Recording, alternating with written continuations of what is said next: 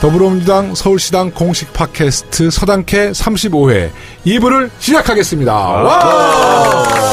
네, 1부 때보다 함성의 소리가 커졌습니다. 그만큼 많이 나오셨다는 얘기죠. 네, 1부에 함께 해주신 우리 고정진행자 박주민 의원님. 예, 안녕하십니까. 1부 별로 재미없었어. 그죠? 나름 그래도 저는 즐거웠는데. 아, 즐거웠어요? 네. 저는 이제 팟캐스트를 진행하면서 약간 좀 재미가 있어야 되는데, 네. 1부는 조금 우리. 웃음기가 좀 없었죠. 웃음기 없었죠. 네. 네. 2부는 좀, 우리 좀 막 가볼까요? 전 그러면 네. 좋습니다. 왜냐면 이제 2부는 우리 특별 게스트들 모셨어요. 네. 지방선거 특집으로. 네네. 우리 참 어렵게 우리 구청장님들 모셨어요. 아. 우선 소개할 우리 구청장님은 성동구. 예, 성동구에서 재선 구청장을 초선입니다. 초선입니까? 네. 죄송합니다. 두 분 다 초선. 두 분 다 초선이에요? 둘 다 초선입니다. 아, 그렇습니까? 근데 재선급 저는 초선으로 한 10년 정도 하신 것 같은데. 근데 뭐 이렇게 많은 일을 하셨어요? 다들. 네, 초선 구청장님이시군요. 다들 둘 다 재선인 줄 압니다. 네. 정원호 구청장님 모셨습니다. 네, 안녕하십니까. 정원호입니다. 네. 아니, 제가 오시기 전에 성동구청 관련된 자료를 봤거든요. 근데 하신 일이 너무 많아가지고 전 재선인 줄 알았어요. 아이고, 감사합니다. 네.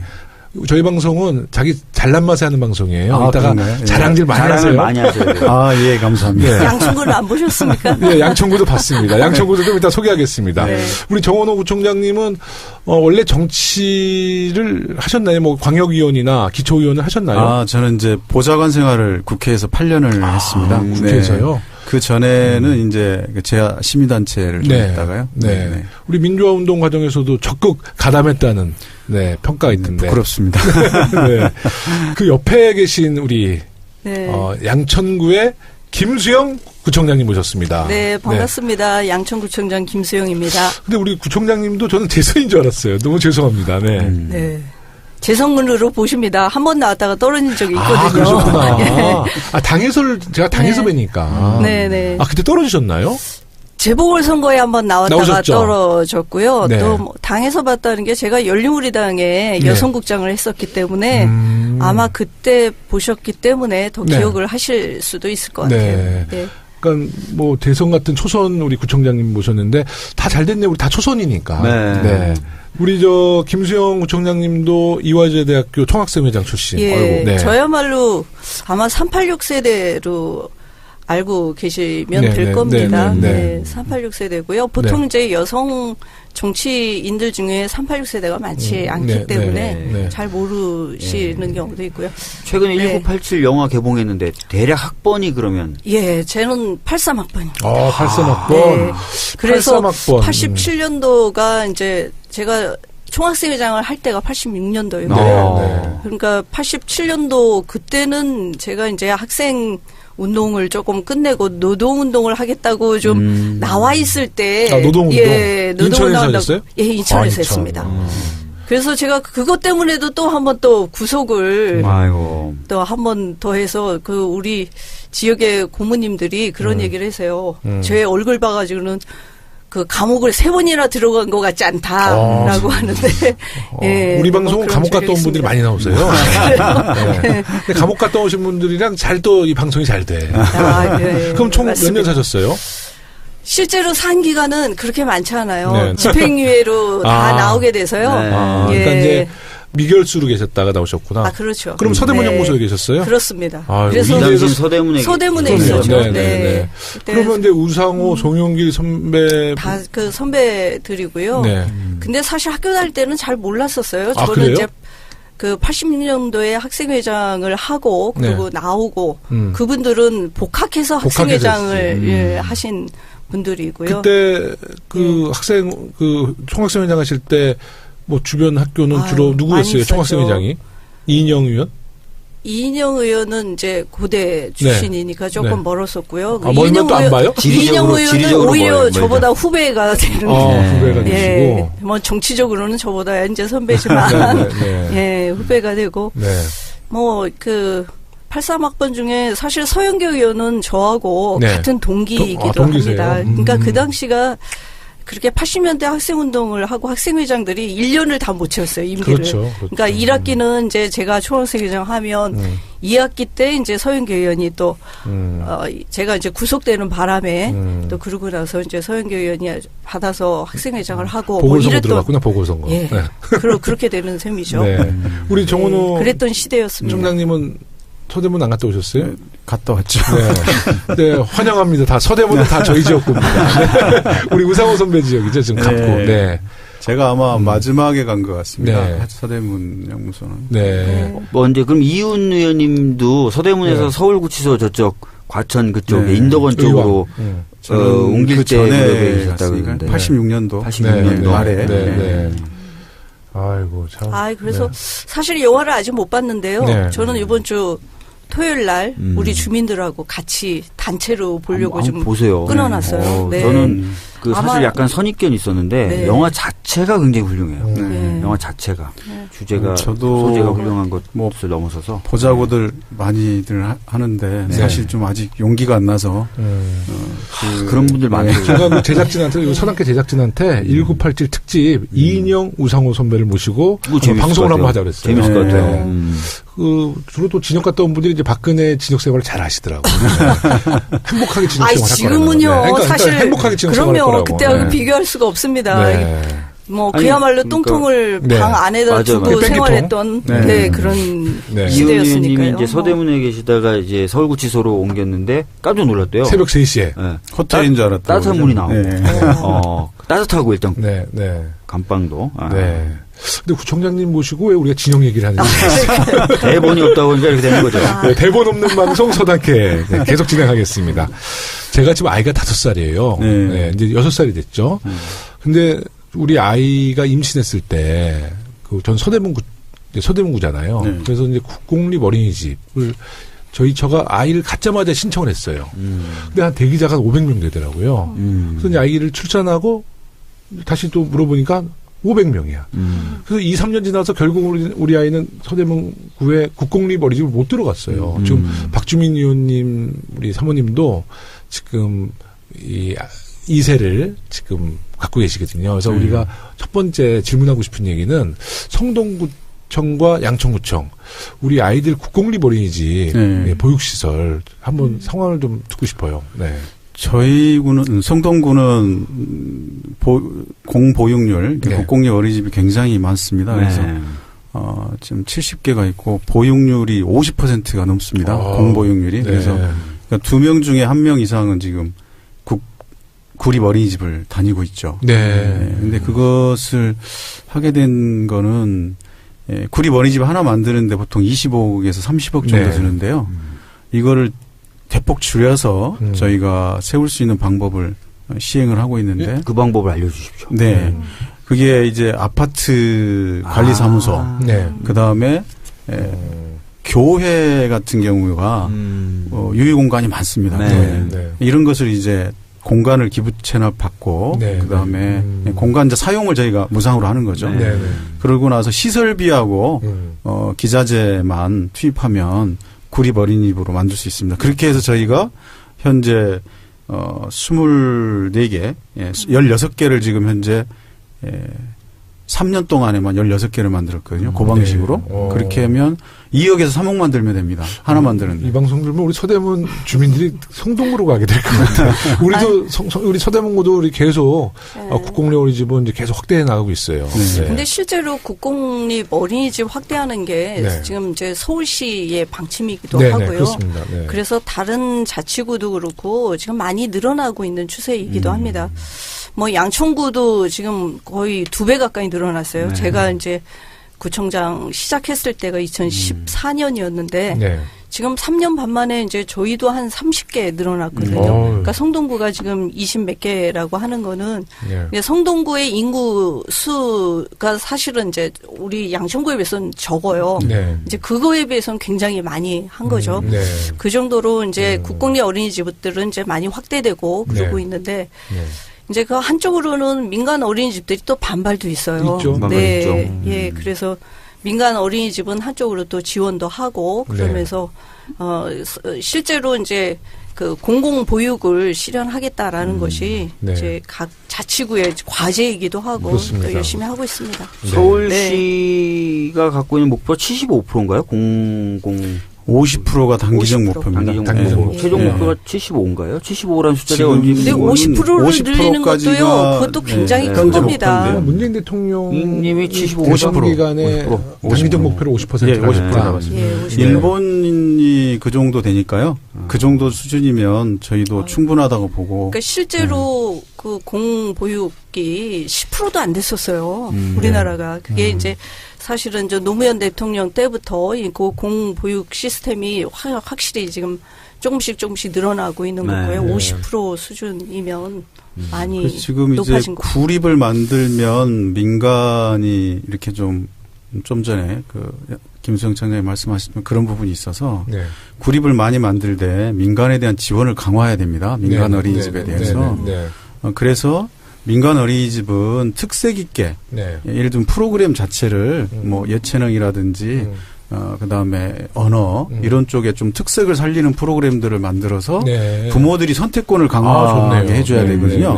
그래서 평범한 이 기준적인 교육을 받기 위해서는 구립을 가고 그다음에 좀 특화해서 하겠다라고 하면 민간 어린이집을 선택해서 가게. 좋습니다. 그렇게 하려면 현재 민간 어린이집에 대한 지원을 강화해야 되는데요. 왜 학부모님들께서 구립이 아닌 민간이 아닌 구립을 선호하느냐? 그 차이가 있어서 그렇습니다. 지원하는. 먼저 선생님들이 일단 급여가 틀려요. 그 구립하고 민간하고. 그러니까 선생님들이 그 구립을 선호하고 민간을 기피하죠. 그러다 보니까 이제 전체적으로 시설도 뭐 마찬가지지만 그래서 이 문제에 대한 보완을 좀 해줘서 유능한 선생님 그리고 시설을 좀 개선해주는 이런 제도 이 지원책을 좀 써야겠다. 그래서 지금 이제 서울시하고 각 구청에서 이제 그런 일들을 지금 하고 있죠. 근데 국가에서 좀 더 그런 쪽에 지원이 좀 강화되면 좋겠다 그런 것을 갖고 있고요. 정부에서도 그런 방향으로 지금 현재 정책을 고민하고 계신다고 그래서 굉장히 기쁘게 생각하고 있습니다. 그리고 실제로 민간에 보내지 않는 이유 중에 하나도 민간하고 구립하고 이게 보육료 차익이라고 있어요. 그래서 민간 어린이집을 보내면 한 4만 원에서 5만 원 정도를 자부담을 또 해야 되는 거예요. 그래서 서민들 입장에서는 조금 불편하죠. 그러다 보니까 이제 각 자치구별로 이 보육료 차익을 구에서 대신 부담해 주는 게 있었습니다. 이제 성동구가 먼저 시작했고요. 양천구도 작년에 이제 추경까지 해서 그 차익을 보존해 주는 것만 해도 예산 지원하는 게 이 1년에 한 17억 막 이렇게 되니까 부담이 되는 거죠. 그래서 사실은 민간 어린이집에 보내는 부모님 입장에서는 민간이나 구립이나 사실 똑같다고 생각을 또 하시는데 왜 우리가 보육료 차익을 내야 되냐 이런 이제 부담도 좀 있어서 그런 문제들이 충분히 할 수 있죠. 그래서 서울시에서 다행히 내년에는 반은 서울시에서 부담을 해주겠다. 이제 이렇게 돼서 아마 올해부터는 조금 그 민간 어린이집도 부담이 좀 줄 것 같습니다. 서울시에서 반은 이제 부담해주겠다. 네, 반은 이제 대신 이제 부담해주고. 우리 당의 서울시장이 나왔을 때. 서울시장님이 이미 예산을 그렇게 편성했습니다. 그러니까 네, 박원순 시장님 그렇게 하셨고요. 뒤집어 버릴 거예요. 그렇죠. 그렇죠, 박준영님? 네. 그렇죠. 그렇죠. 뭐. 딴 생각하고 있어? 아니에요. 그 예비 아빠로 저는 무슨 생각을 했냐면 거기다가 이제 아동수당이 또 시행이 되잖아요. 그러니까 아동 10만 원. 예비 아빠는 아동수당 받잖아. 그럼 이렇게 저렇게 하면은 괜찮겠네? 뭐 이런 생각을 잠깐 했어요. 우리 아이 6살 돼서 못 받아. 전에 이제 복지 전문가분들하고 얘기했더니 원래 이 얘기 길게 하면 안 되는데 구청장님들 모시고 그 보편적 복지를 사실 100% 하기로 했으면 괜찮은데 90%로 하게 되면서 행정비용이 오히려 더 많이 들어간대요. 그 10% 해당 안 되는 10%를 찾아내기 위해서. 그럴 수 있겠네요. 그래서 왜 이렇게 하는지 모르겠다는 게 현장의 분위기죠. 일선에서 가장 큰 고민이 그런 겁니다. 이게 복지 정책이나 이런 건 단순할수록 좋거든요. 그래야 그것을 전달하고 또 그것을 전달 체계를 유지하기 위한 비용 이런 것이 적게 들거든요. 그런데 이걸 복잡하게 해놓으면 전달 체계도 문제지만 거기서 생기는 운영하는 데 있어서 많은 비용이 들어갑니다. 그러니까요. 그 인력 채용 비용이 550억 정도 든다는 얘기도 있어요. 아니, 그리고 이제 계속 그 매칭을 또 해서 하다 보니까 뭐 기초수당도 그렇고 뭐 아동수당도 마찬가지고 이제 이러다 보니까 이제 지방정부 입장에서는 굉장히 이제 그 재정난에 허덕여야 되는 게 중앙정부의 일방적인 이제 공약과 정책으로 인해서 이제 또 그런 재정 부담을 또 이 지방정부에다가 전가를 하게 되고 이게 이제 가장 또 지방자치를 하는데 어려움이 있는 대목이기도 합니다. 우리 정원호 구청장님은 그 아이들이 지금 커요? 대학교 4학년 하고요. 아동수당하고 전혀 상관이 없으시겠네요. 고등학교 1학년. 고등학교 1학년. 예. 아유, 제가 보니까 두 분이 다 아동수당하고 관계된 분은 두 분이신 것 같은데요. 김지훈 구청장님께서. 아유, 저도 그냥 뭐 우리 아들이 이미 직장인입니다. 네. 결혼했어요? 결혼은 아직 안 했어요. 네. 저도 빨리 결혼해서 손주 보면 네. 출산 장려금 뭐 이런 거를 우리 아들이 받을 수 있지 않을까 그렇게 기대하고 있습니다. 근데 아이들 문제는 사실 그 엄마 아빠의 문제이기도 하지만 할머니 할아버지들 문제도 되더라고요. 맞벌이 부부 하다 보니까 정말 그 아이들이 편하면 할머니 할아버지들도 편해요. 그런 게 좀 있어서 예비 아빠 잘 들어야 돼. 잘 듣고 있고요. 네. 우리 이제 구청장님께서는 25개 구청 중에서 우리 더불어민주당 소속의 구청장님이 20분. 서울시에 20명. 그럼 서로가 이렇게 좀 다들 좀 특화된 사업도 있고 또 어떤 정책 중시하는 또 분야가 다 다를 텐데 그런 정보를 공유를 하세요?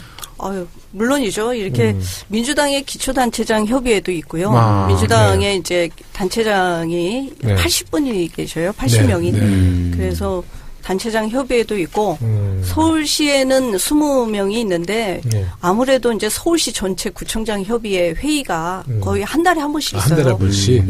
근데 한 달에 한 번씩 하면 거의 대부분이 다 민주당 구청장들이 다 나오세요. 그래서 서로 정보도 교류하고 또 잘하고 있는 것들은 또 그 자리에서 발표도 하고 그래서 서로 간에 많이 벤치마킹도 하고 그렇게 하고 있습니다. 우리 정원호 총장님은 지금 성동구에서 지금 구청장 취임하시자마자 가장 중점을 두는 사업은 어떤 사업이세요?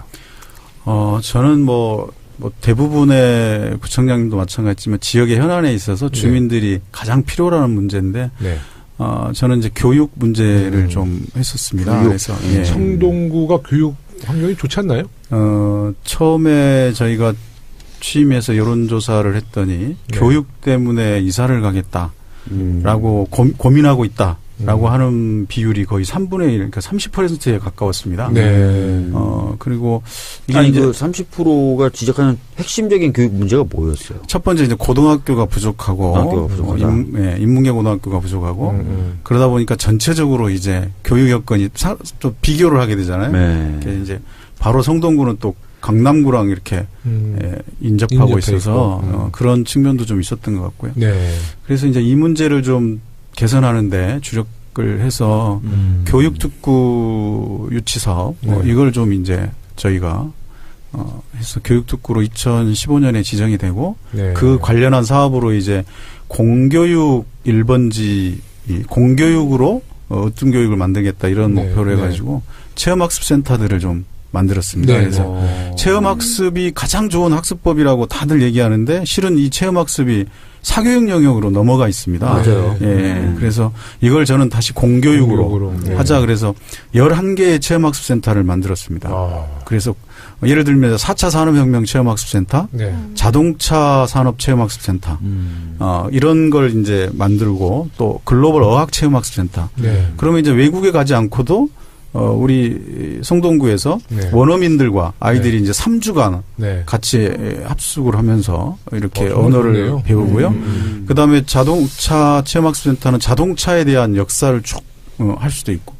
4차 산업혁명 체험학습센터가 요즘 가장 이슈인데 그곳에서는 드론을 실내에서 직접 아이들이 드론 날리고 또 훈련하고 그다음에 로봇을 제작하고 로봇 게임도 하고 그다음에 AR, VR 다 하고 그다음에 코딩 교육도 거기서 하고 있습니다. 그래서 그런 체험학습을 전부 공교육 영역으로 지금 현재 실시를 해서 작년 말에 여론조사를 다시 하고 또 조사를 했더니 실제로 그 이사하겠다라는 비율이 확 떨어졌습니다. 그래서 10% 전학생들이 그 매년 한 450명 정도 전출이 됐는데 그 전출되는 숫자가 절반 이하로 떨어졌어요. 작년에. 그래서 이제 이사를 가지 않는 그런 구로 이제 가고 있다. 참 잘하셨습니다. 참 여기서 박수 잘하셨어요. 아니 잘하셨어요. 자꾸 깔때기를 대라고 그래서. 그렇게 하셔야 돼요.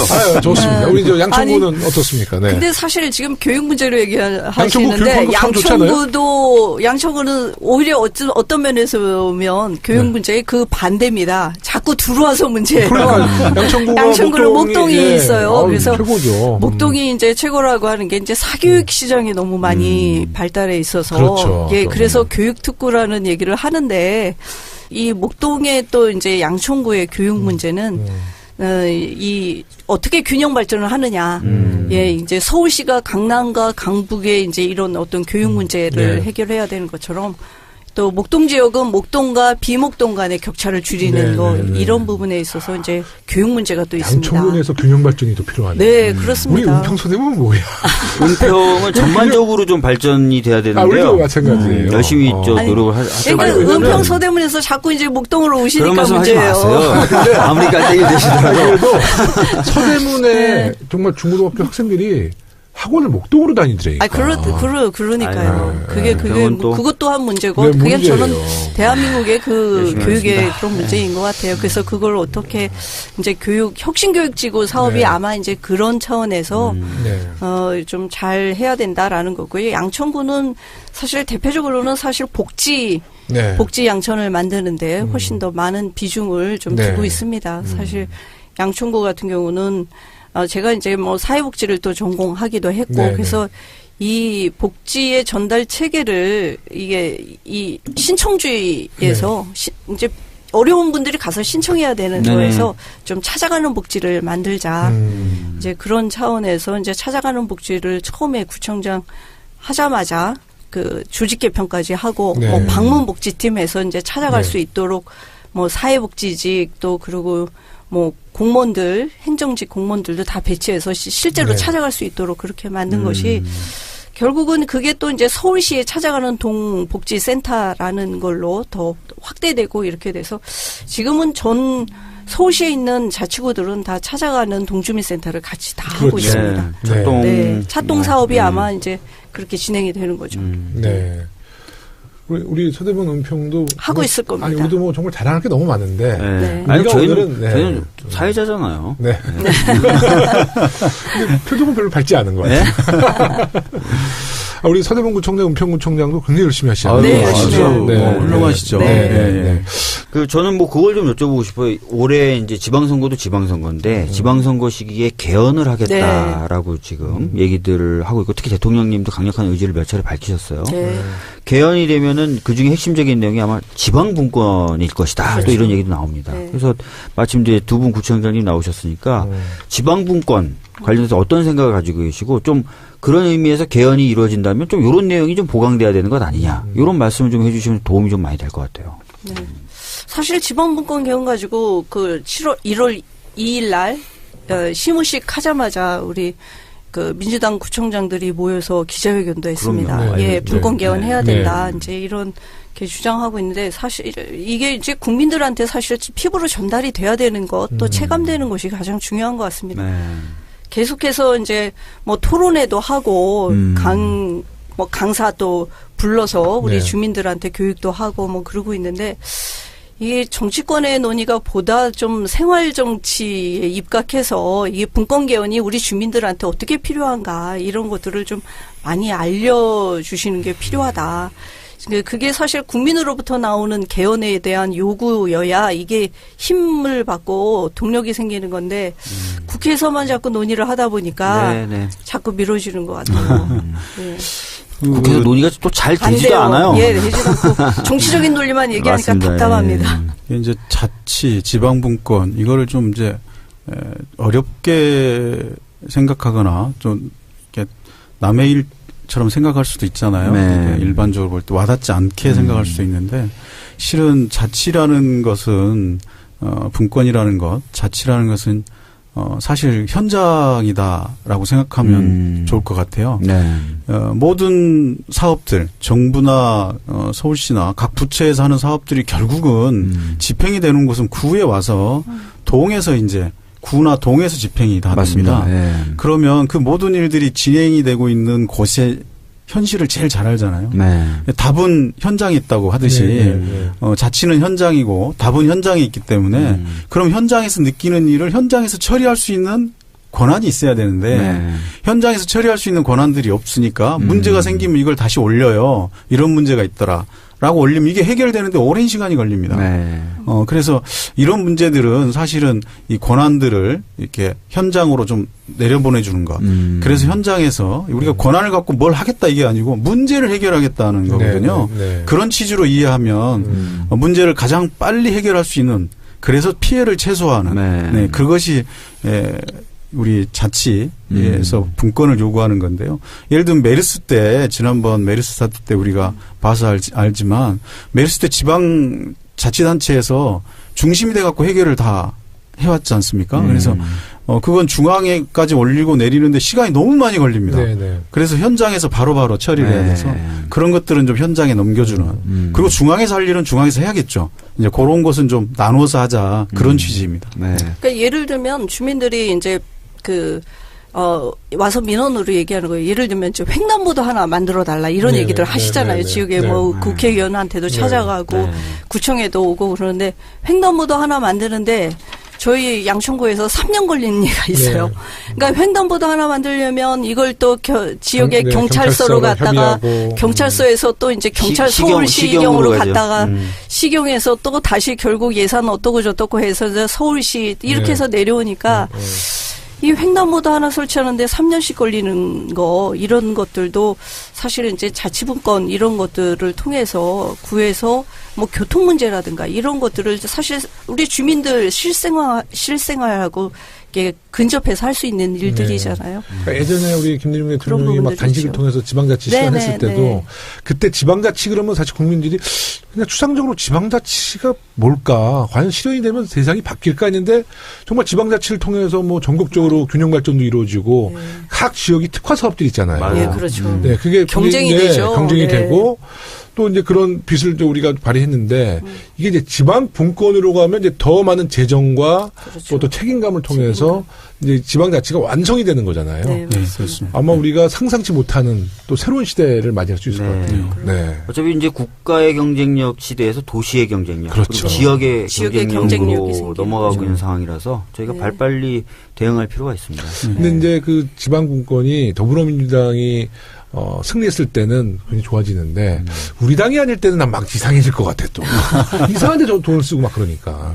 네? 아무래도 이제 지방자치, 지방분권에 대해서도 그렇게 적극적이지 않으신 분들이 계시니까. 근데 저는 또 그런 걸 또 믿어야 된다고 생각해요. 주민들의 힘이라고 하는 것이 결국 이게 지방분권을 끌어나가는 것도 그러니까 지역의 주인이 주민이다라고 생각을 하시면은 실제로 주민들에 의해서 또 이렇게 감시하고 이런 견제하고 하는 기능들도 저는 지방분권에 같이 있다고 생각을 합니다. 물론이죠. 네. 그러니까 이번에 그 지방선거와 국민투표, 이게 정말 실현돼야 되는데, 좀 야당에서는 이제 그 국민투표랑 같이 동시선거를 치렀을 경우에 지방선거를 국민투표 안 해도 참패할 가능성이 높은데, 그 자기들 당리당략 때문에 국민투표 지금 거부하고 있는 거거든요. 그래서 좀 기한을 좀 연기했죠? 연기하려고 한다는 건데, 기한 연기라는 건 이제 개헌특위 연장하는 거. 근데 개헌 시기에 대해서도 지방선거 뒤로 하자 그런데 거기에 대해서 저희들이 응하지는 않고. 그러니까 최소한 2월까지는 마무리해야 되는 건가요? 2월까지 마무리가 안 되면 뭐 대통령 발의로라도 그렇게 해야 되지 않을까 싶은데요. 굉장히 좀 한 3월, 4월이 참 힘든 시기가 될 것 같아요. 이 개헌에 대해서 좀 더 관심을 가졌으면 좋겠어요. 그러니까요. 지금 국민들께서 개헌에 대해서 아직 지난 방송에 언급했어요. 이 개헌 헌법은 공기와 같다. 우리가 매일 숨 쉬는 거와 같다. 그러니까 그만큼 우리의 먹고 사는 문제도 다 이번 개헌에 포함이 돼 있다고 저는 좋은 강조하고 있습니다. 우리 박주민 의원님? 네. 뭐 질문하실 거 있으면 질문하세요. 저는 이제 방금 개헌에 대해서 질문을 드렸고, 최근에 뭐 가장 큰 문제 중에 하나가 일자리, 특히 청년 실업 굉장히 심각하거든요. 저는 그래서 아까 이제 김영호 의원님은 보육 관련된 질문하셨지만 좀 구체적인 정책 분야에서 저는 그걸 좀 질문을 해보고 싶어요. 일자리. 예, 그리고 특히 이게 청년의 일자리 문제 굉장히 심각한데, 근데 청년의 문제를 그냥 일자리로만 생각을 하니까 전반적으로 삶의 문제들하고 다 직결이 돼 있어서 그래서 이제 청년 문제를 이제 서울시나 또 뭐 이재명 시장님 이제 들고 나오셨는데 시기 적절하다고는 생각해요. 근데 한편으로는 그러다 보니까 청년 문제를 언급만 했다면 다 이제 민주당이고 예, 이렇게 생각해서 이 지역에 또 들어가서는 또 그걸로 또 대립이 되더라고요. 아, 그래요? 네. 그 대립을 세우는 분들은 그러면 다 자유한국당은 청년 정책이니 청년 뭘 한다고 하면 무조건 반대예요. 반대요? 예, 그래서 제가 아유 정말 저래가지고 어떻게 저 표를 얻고 나중에 지방선거나 정치를 양천 지역인가 봐요. 양천 지역에서는 자유한국당은 그것뿐만 아니라 이제 어르신들에 대한 기초연금 그것도 지방선거 영향 미친다고 미루자고 시행식 미루자고 그럼 어느 쪽 관련된 일을 하는 거예요, 이분들은? 좀 답답하네요. 이제 저는 이제 청년 문제를 지금 얘기한 그런 정책, 뭐 수당이든 뭐 이런 것도 중요하지만 오히려 이제 청년들에게 핵심은 이제 일자리 문제인데 지금 일자리도 이제 새로운 방식의 일자리가 필요하다. 새로운 시각에. 그래서 지금 대기업 우리가 보면 공시종 아니면 대기업 지금 대졸자들이 대부분 이걸 하고 있는데요.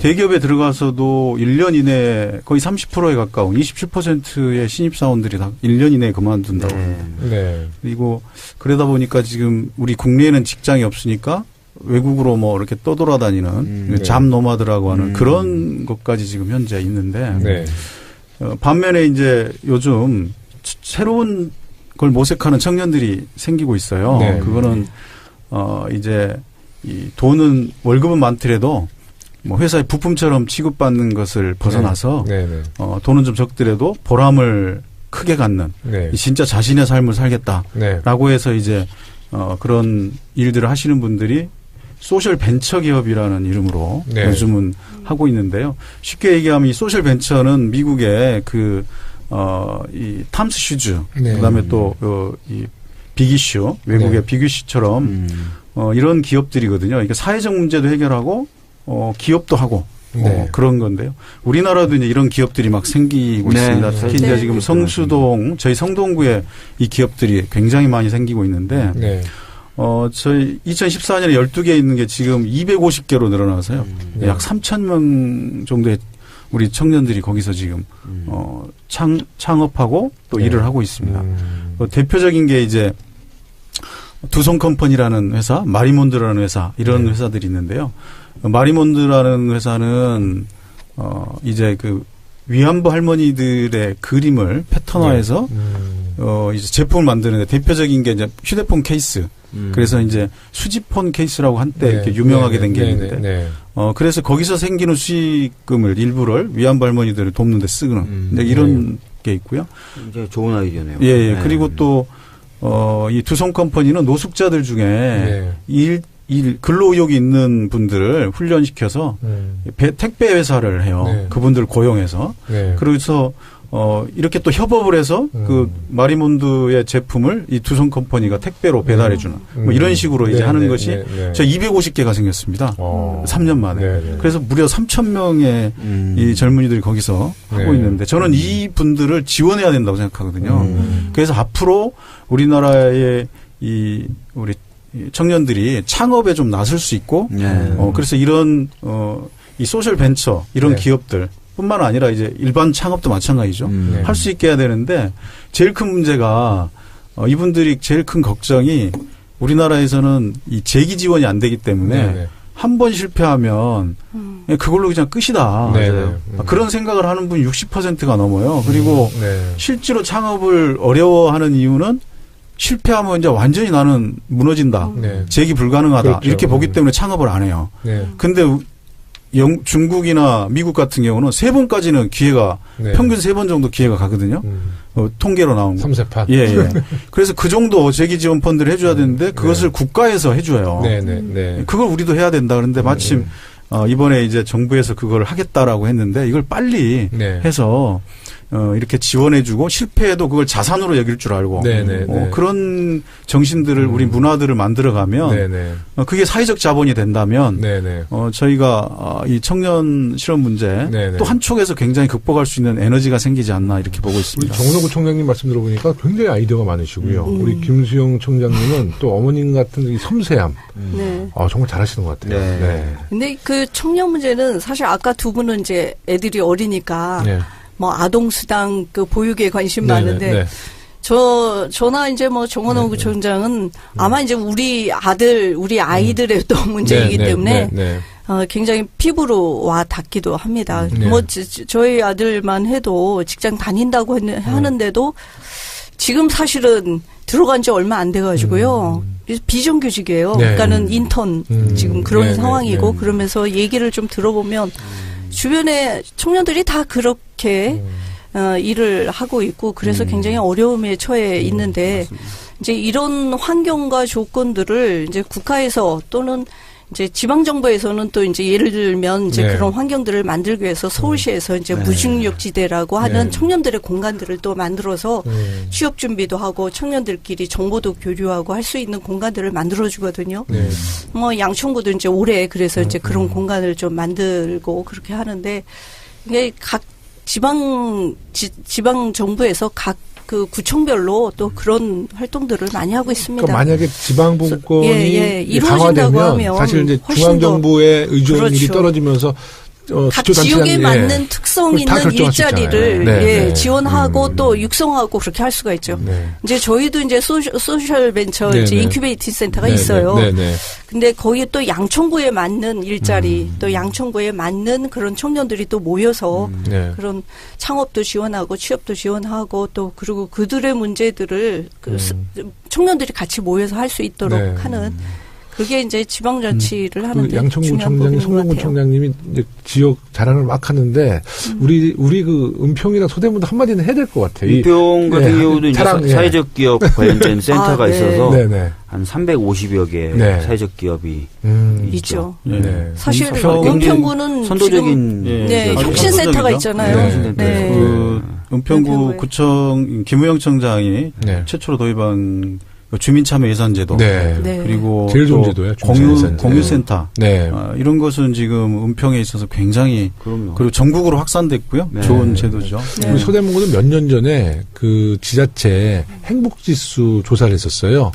서대문과 전국 2등 나왔잖아요. 1등이 양구가 나왔고. 그러니까 이제 서대문이 막 고층 빌딩 많고 뭐 집집마다 뭐 벤츠가 있는 동네는 아니잖아요. 근데 자연 환경이 너무 좋거든요. 그리고 또 우리 청장님도 굉장히 복지 체제를 잘 갖춰놨기 때문에. 또 서대문은 또 부총장님도 항상 자랑할 때 거기에 대학가가 많아서 서대문은 축제를 전혀 돈 안 들이고 하신다고. 저도 서대문 살지만 그 얘기 하더라고요. 뭐 코앞이 연대잖아요. 어릴 때 전 연대 갈 줄 알았어. 집이 가까워서. 근데 집이 가깝다고 가는 거는 아니더라고 대학이. 서대문 청장께서는 또 다양한 방법으로 있어서 그 신촌 축제를 굉장히 세계적인 축제로 만들어내셨고 또 삼는도로 또 그 상권 활성화를 위한 상생협약 이런 것도 좀 굉장히 활성화했었죠. 저희가 이제 서대문 을구거든요. 지금 말씀하시는 이제 우상호 의원님 을구는 제가 뉴타운이 많이 들어왔어요. 근데 그 안산 아니요 북가다동 남가다동인데 우리 성동구나 양천구가 보니까 도서관이 잘 돼 있더라고요. 서대문구의 그 지역에도 지금 박원순 시장님이랑도 좀 얘기가 좀 돼서 서울시 분관 도서관 도입을 적극 검토하고 있습니다. 사실 지금 지방자치제를 하면서 각 자치구에서 도서관을 이렇게 많이 확대하려고 하고 있고 많이들 그렇게 하고 있어요. 우리 방송 중에 왜 지금 이 말씀을 드리냐면 너무 잘하셨기 때문에 두 분이 은평에 서대문에서 이사 갈 것 같아서 약간 재미나서 우리 좀 자랑질 좀 했어요. 제가 근데 하여튼 청년 문제를 왜 여쭤봤냐면 두 분도 이제 말씀하셨는데 제가 어제 접한 수치가 너무 충격적이어서 그래요. 그러니까 매년 이제 가계금융복지조사라는 걸 하는데요.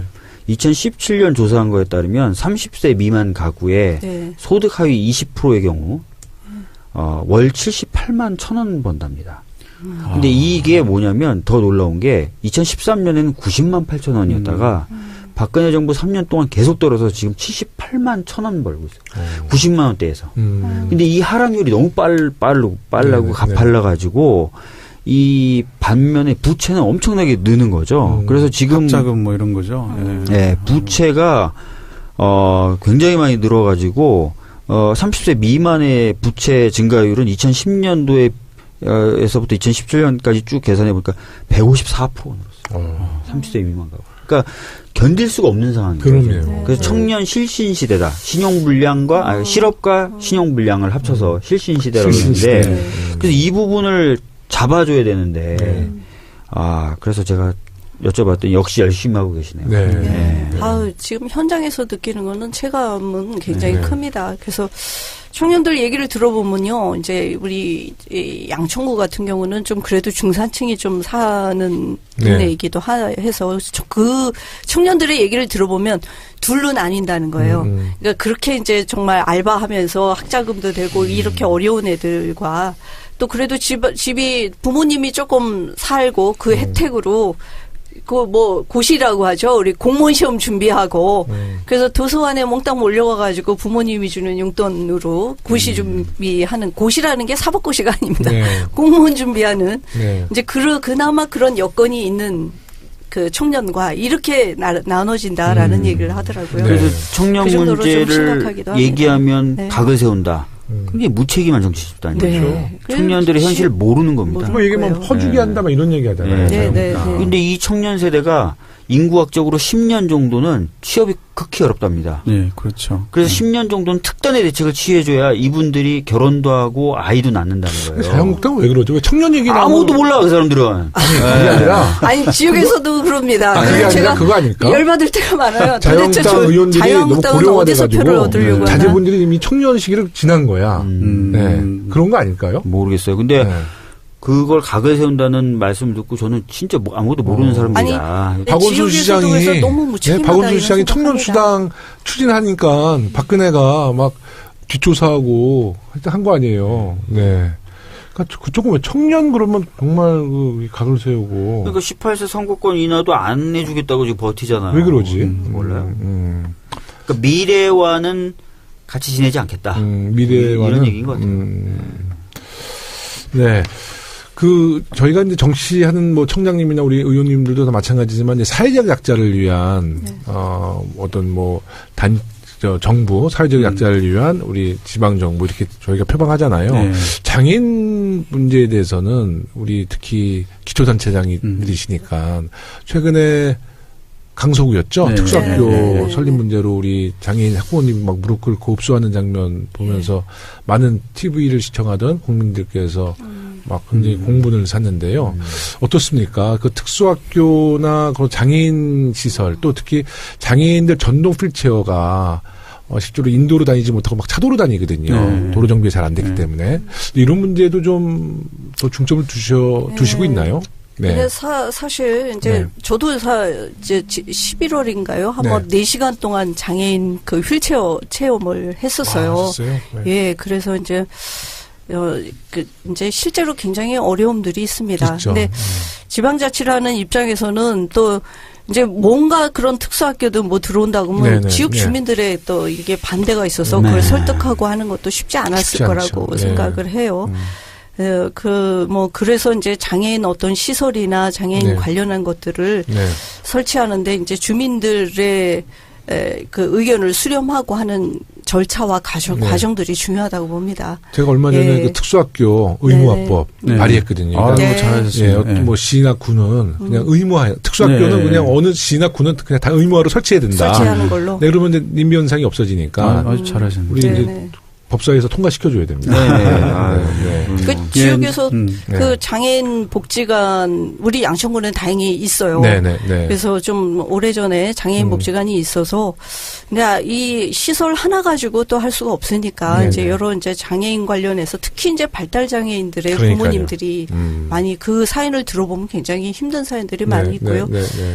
그래서 뭐 양천구에서는 이제 장애인들을 위한 이제 평생학습센터라는 거를 이제 지금 설치를 준비하고 있는데 장애인이 행복한 국가가 실제로 그럼요. 정말 그렇죠. 뭐 사회적 약자들, 여성, 어르신들, 저 노인들 다 행복한 거예요. 그리고 장애인분들이 다니시기 편하면 어르신들도 다니시기 편한 거예요. 그리고 맞아요. 유모차를 다니는 엄마들도 편한 겁니다. 그 통계를 보니까 특수학교가 설치됐다고 해서 그 인근 지역이 부동산이 하락한다고 그러는데 정반대더라고요. 그런 통계가 잘못된 통계예요. 잘못된 뉴스. 실제로 뭐 행정이라든지 또 이 뭐 권력이라면 그런 것은 존재의 가치는 약자의 편에 섰을 때만이 가치가 있는 거죠. 그래서 이 균형치를 잡아주듯이 늘 사회적 약자 편에서 일을 해서 균형을 잡아주는 그래야 사회가 오랫동안 지속 가능하게 발전하기 때문에 장애인에 대한 문제는 그런 차원에서 바라봐야 됩니다. 그래서 저희도 작년에 이제 장애인 평생학습센터를 만들어서 이렇게 운영을 하고 있는데 굉장히 그것도 부족하죠. 일부밖에 못 들어갑니다. 계속 만들어야 되는데 이 발달 장애인들 같은 경우는 우리 챕이라는 영화가 최근에 개봉이 돼서 하는데 정말 너무 힘드시거든요. 맞습니다. 이거를 사회가 분담을 해줘야 됩니다. 그래서 가족이 힘들죠. 우리가 한 아이는 전체의 아이다, 모두의 아이다라고 해서 보육을 하듯이 보육과 교육을 이 발달 장애인의 아이들. 이 아이들도 우리 모두의 아이들이거든요. 그래서 그런 의미에서 우리가 사회적으로 그걸 분담해야 된다. 그렇게 노력을 해야 된다고 생각하고요. 그 의원님께서 그 발의한 거 꼭 됐으면 좋겠습니다. 박주민 의원님의 발의 큽니다. 양천구에는 이제 그래서 장애 체험관을 만들어놨어요. 그래서 주민들도 그렇고 의무적으로 사실 공무원들은 장애 체험을 좀 해봐야 장애인들 마인드에서 정책도 좀 만들어지고 할 수 있도록 체험관을 해놨어요. 아까 이제 장애 체험. 그 성동구청장님이 체험학습센터 만들어서 아이들에게 좀 장애 체험도 좋은 것 같은데요. 장애 체험관을 해내서 우리 양천구 공무원들만이 아니라 인근에 있는 공무원들도 와서 장애 체험하는 교육도 하게 하고 또 주민들도 하고 이렇게 되면 시각부터가 좀 달라지고 이제 그런 것들도 저는 필요하다고 생각을 해요. 그렇게 하다 보면 장애 관련한 그런 어떤 정책도 더 많아지지 않겠어요? 혹시 우리 당 구청장님들이 다 다르시는지. 그러니까 확실히 다르죠. 우리 그 서울시에 지금 20명의 우리 구청장이 있잖아요. 근데 같은 생각들이신 거잖아요, 다. 오늘 대표로 두 분 나오셨지만. 이제 그거 비슷하기 때문에요. 그러니까 예를 들면 그 문재인 대통령이 한 그 최저임금제도 사실은 우리 민주당 구청장들이 각 지역에서 생활임금제 같은 것들을 요구하고 또 그걸 공약으로 내걸어서 생활임금제는 최저임금보다는 조금 더 높습니다. 그래서 실제로 그거를 각 자치구에서 또 실행도 하고 있어요. 그렇게 하면서 이게 모범을 보이고 뭐 생활임금제뿐만이 아니라 이제 비정규직을 정규직으로 전환하는 문제도 이거 기업에만 하라고 할 수는 없잖아요. 그러니까 각 구청에서 고용하고 있는 비정규직도 정규직으로 전환하는 것도 민주당에 있는 구청장들이 가장 모범적으로 하고 있습니다. 가장 많이 정규직으로 전환된 그 구청들을 보면 다 민주당 구청장. 그러니까 이게 좀 우리 그 정체성인 거죠. 이 더불어민주당의 대통령, 뭐 구청장, 뭐 국회의원 거의 같은 생각과 같은 노선을 갖고 있으니까 그게 이제 100년 정당으로 가는 우리의 가장 큰 자산이다. 실제 생활 정치에서 보여주는 거죠. 동지. 또 동지 얘기 나오니까 그 얘기가 나와요. 내가 예전에 그 중국에서 북한 애들이 학교를 다녔는데 얘네들이 그때 와이스 정권인데 나 김일성 그랬더니 뭐 화를 내는 거 어디 김일성한테 그 반말로 하냐고. 얘네들이 김영삼 그랬거든요. 그래서 우리 이제 서로 합의를 보는 거야. 그럼 우리가 뭐라 불러야 되냐서 이제 뭐 김일성은 주석이다. 우린 대통령이었는데 그 당시 이제 김정일에 대해서 호칭은 어떻게 되느냐. 김정일 동지라 불러달라는 거예요. 근데 동지는 한자로 풀어보면 같은 뜻을 갖고 있는 거 아니야. 그래서 그거는 우리 국가보안부로 내가 구속이 된다. 뭐라 불러달라는데 김정일 비서로 불러달라는 거예요. 근데 비서는 이제 우리 개념의 비서는 이제 사실 어떤 리더보다는 네. 그런 뜻이니까 그럼 비서네 불러주겠다. 왜 김정일 비서 그러는데 갑자기 그 생각이 났어요. 네. 이제 시간이 거의 이제 마무리할 시간이 됐습니다. 네, 마무리할 시간 됐는데요. 이제 뭐 마무리하면서 우리 그 두 구청장님 이제 청취자 여러분들께 말씀 덕담, 뭐 신년 덕담도 좋고요. 아니면 구청장을 하시면서 가장 보람됐던 한 사례가 있으면 얘기해 주셔도 좋을 것 같고요. 편하게 얘기해 주십시오. 네, 저는 좀 보람 있게 느낀 거는 하나는 이제 젠트리피케이션 방지 네. 사업을 제가 의욕적으로 펼쳤는데 이게 이제 전국적으로 같이 뜻을 여러 단체장님께서 함께 해주셔서 네. 그 노력이 이제 서울시로도 정책이 확산되고 또 문재인 대통령 후보 시절에 공약으로도 채택이 되고 네. 당선되시고 나서 지금 이제 젠트리피케이션 방지를 위한 노력을 국정과제로 채택을 하셨어요. 그래서 네. 지금 지난달에 이제 상가 임대차 보호법 네. 시행령 개정안을 입법 예고를 함으로써 네. 이제 단초가 열렸거든요. 네. 그래서 현재 9%인 임대료 상한선 5%로 낮추고 그다음에 환산보증금 4억 원을 6억 1,000으로 올리고 해서 네. 많은 부분들이 이제 혜택을 받을 수 있게 됐는데 네. 네. 이런 것을 보면서 이제 작은 구단위에서 시작했지만 국가의 정책까지 네. 이루어지게 되면서 굉장히 큰 보람을 느꼈고요. 네. 또 한 가지는 이제 지역에서 다니면 이제 성동구에 사는 것이 자랑스러워졌다라는 얘기를 이제 주민들께서 네. 많이 말씀을 하실 때 그럴 때 참 보람을 느낍니다. 네. 아유, 고맙습니다. 우리 김정일 총장님. 네, 저희는 그 사실 올해 저도 이제 처음에 이제 우연한 계기로 하게 됐는데요. 50대 나비남 프로젝트라고 해서요. 네. 그러니까 나비라고 하는 게 나는 혼자가 아니다라는 뜻의 비가 아닐 비자입니다. 네.